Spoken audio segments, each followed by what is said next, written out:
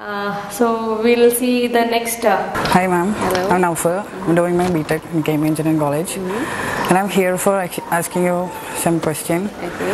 And it is actually, my friends have used to smoke like a lot of cigarettes, and I have heard that it will affect the future life. Okay. Is that it true fact? The commonest Smoking. smoking. Yeah, it's smoking is one habit you pick up when you are in with a group of people. So I know. it usually happens when you are in the schools, when you have access to a smoke, Yeah, no. and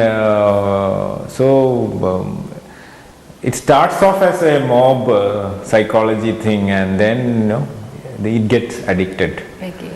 So it is always better to avoid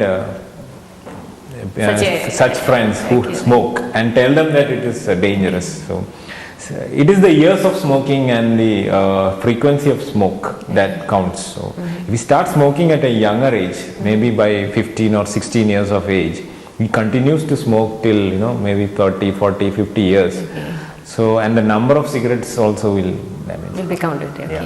Okay. So smoking is the single most risk factor for all the diseases. It can produce diabetes related complications may go up when you smoke. Then all the chronic diseases with smoking, if you combine, it is prone he is prone for survival period will be shortened. So, and it can produce deleterious effects on the brain, lungs, urinary bladder, stomach, upper GI, upper gastrointestinal tract. So it can produce cancers also. And smoking with other chronic diseases are lifestyle risk also is there. So smoking is one thing which needs to be avoided so that you live longer and you don't shorten your lifespan, because you are bound to get other lifestyle diseases also. So when you combine smoking and other diseases, the risk factors always goes up. Yeah, that means you're buying a disease. I mean, Yeah, not you are one disease. No.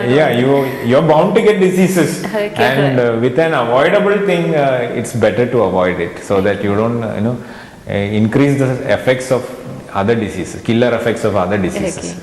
I think it's the same with the alcohol also. Yeah, Yes, alcohol also is something in which works, in moderation it is okay, but when it is excessive, but smoking is to be avoided completely. Okay. But alcohol, you can have limited amounts of alcohol, maybe once in a week, or not binge drinking, maybe 50 or 60 ml in a week, because social drinking is allowed by our society.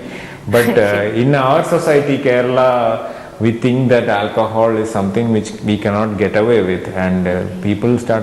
I have seen students, 8th standard, 9th standard, smoking and drinking.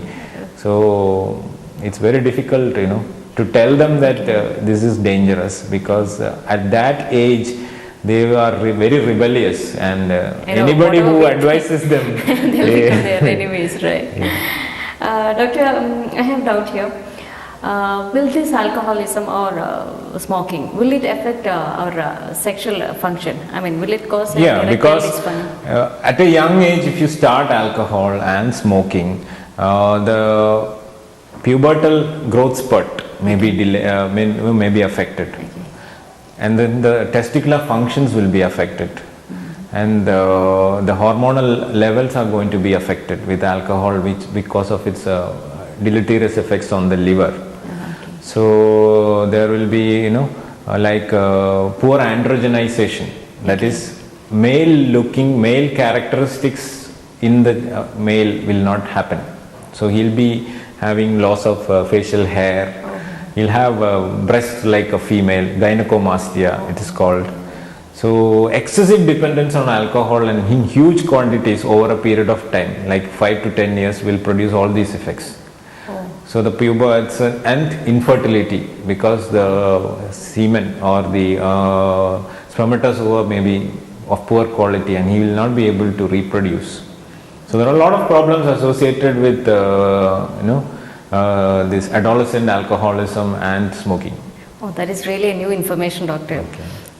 Doctor, we have a mail here. I am a 20-year-old MBA student. I always think about having sex. Why do I feel like that? Yeah. Actually, there is nothing to be embarrassed about asking such a question, because at this age it's very common, because after puberty you have the male hormone levels going up, testosterone. Okay. So around 20 or 25 he's going to have a very high levels of testosterone level. Okay. So with that that male hormone, he is supposed to get all this erotic sensations and all the stimulus related to identifying the opposite sex will be very, very high in this age group. Okay. So it's very common that every 20 minutes at age of 20 you think about sex. Okay. So that's very common. But it is how you curb those feelings and how good you come over such feelings. That is what makes a gentleman and a civilized man. Okay. So in animals this is not possible. So they go and attack all those opposite sex animals. So, but as a civilized and society, it's always good that we understand such a feeling. But we have an inhibitory stimulus from our brain. Okay. That it is a control our. You have to control yourself, and it is not a good thing to express it publicly. Okay. So certain things have to be kept as a secret thing, Okay. and it's always good that you discuss this with your friends. Okay. Over a cup of tea or when you are chatting. Okay.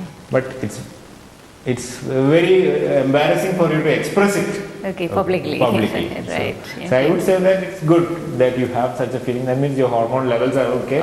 And you're growing normally. As a doctor, you're happy, right? Yeah, and you're growing in a normal way. That you don't have any other problems, nor do you have any other inclinations. Okay, right.